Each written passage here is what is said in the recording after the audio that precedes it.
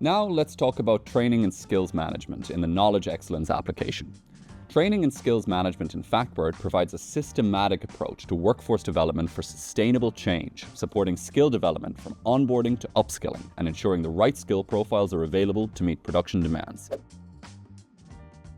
So, jumping into the system, you can access the training and skills management by clicking on Learning. And once you open this up, you'll be brought here, and let's take a quick look at just an overview of the different pages available.